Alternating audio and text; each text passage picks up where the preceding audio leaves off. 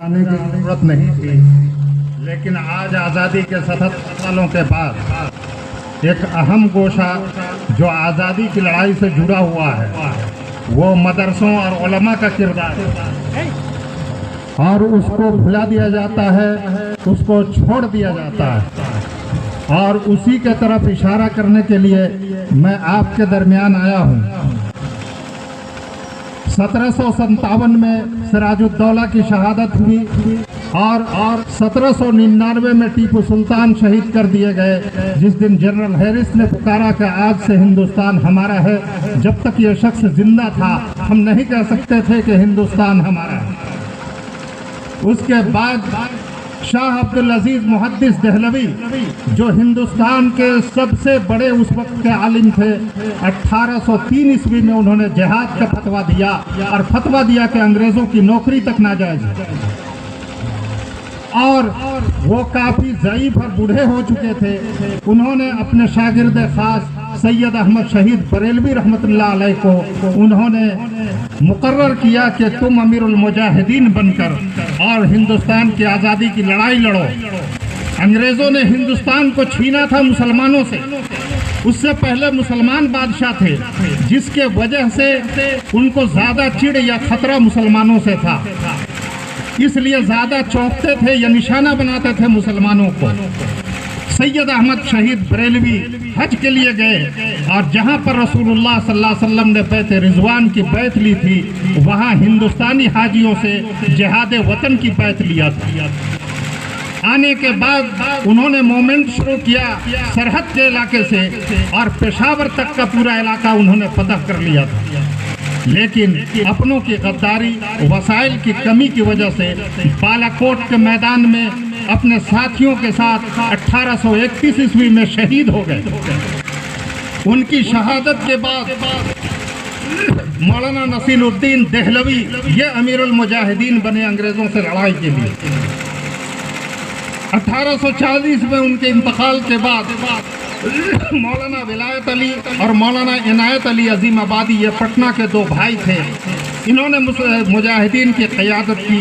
तब 1857 का वाक़या पेश आया, जिसमें अहले वतन यानी गैर मुस्लिम हजरात पहली बार शरीक हुए।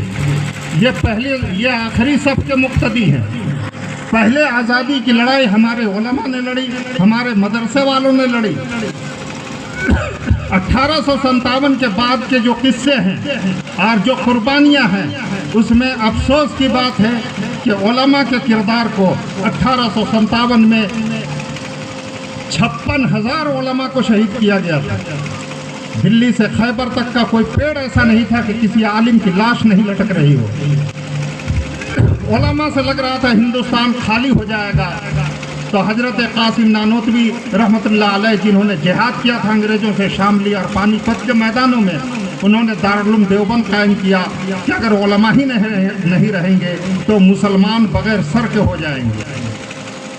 बहरहाल ये उलमा, ये मुसलमान और ये कौम के जियाले जिन्होंने कुर्बानियाँ दी हैं, आज जलियांवाला बाग का किस्सा बयान किया जाता है।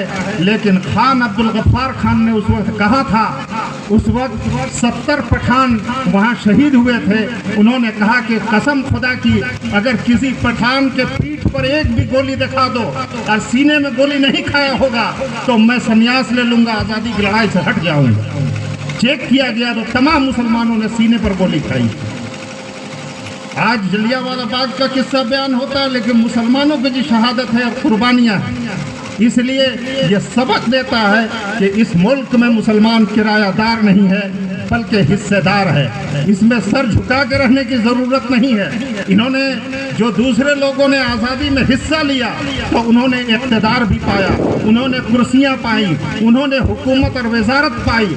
मुसलमान को आज भी गवाही मांगा जाता है कि तुम इस मुल्क के वफादार हो या नहीं। میرے بھائی اور بزرگوں، اس کو ہرگز ہر مسلمان کو ڈرنا نہیں چاہیے، گھبرانا نہیں چاہیے، بلکہ پوری قوت کے ساتھ یہ کہنا چاہیے کہ یہ ملک ہمارا ہے اور ہماری قربانیوں سے، ہماری محنتوں سے یہ ملک آزاد ہوا ہے۔ تم نے اگر قربانی دی تو تم نے دولت اور حکومت بھی پائی، مسلمان تو آج بھی قسم پرسی کے عالم میں ہے۔ میرے بھائی اور بزرگوں، اور یہ مدرسے اسی وجہ سے کھٹکتے ہیں، جو باطل قوت ہوتی ہے وہ جانتے ہیں کہ قوم کے جیالے اصلی محب وطن اگر کہیں بنائے جاتے ہیں، پیدا کیے جاتے ہیں، تو وہ مدرسوں سے پیدا کیے جاتے ہیں۔ 1947 سے آج تک کوئی عالم ملک کا غدار نظر نہیں آیا، کوئی جاسوسی کرتے ہوئے نہیں پکڑا گیا، لیکن کالجوں میں پڑھنے والے جتنے ہیں، جتنے بھی دوسرے ملکوں کے غدار یا جاسوس بنے ہیں یا پائے گئے ہیں، تو وہ کالج اور اسکولوں میں پڑھنے والے، مدرسوں کا پڑھا ہوا کبھی غدار وطن نہیں ہوگا۔ میرے بھائی اور بزرگوں، یہ مدرسہ اس علاقے کی عزت اور ناک ہے۔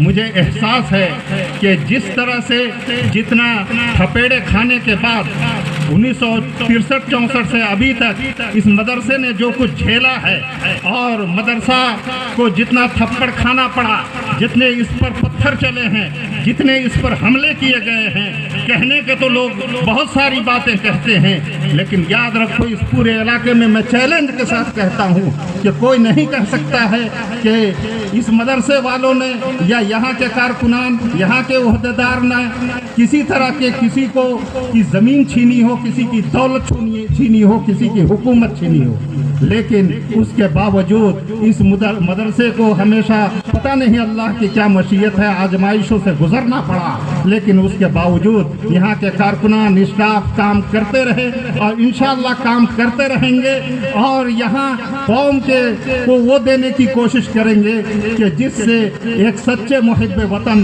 اور سچے ہندوستانی نظر آئیں گے۔ میرے بھائی اور بزرگوں، آپ سے آخر میں گزارش ہے کہ یہ مدرسے کا جو چراغ ہے، جو بار بار بجھانے کی کوشش کی جاتی ہے، اس سے آپ ہرگز نہ گھبرائیں۔ آپ لوگ جس طرح ساتھ دیتے آئے ہیں اور دیتے رہے ہیں، اس طرح دیتے رہیں۔ یہ مدارس ہیں جو ہندوستان میں مسلمانوں کی آبرو اور عزت کے امین ہیں، یہ علماء ہیں جو ان کے سربراہ ہوتے ہیں۔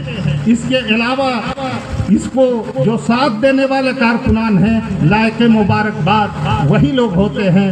اللہ تعالیٰ اس مدرسے کو، اس ملک کو دین دونی رات چوگنی ترقی نصیب فرمائے۔ والسلام۔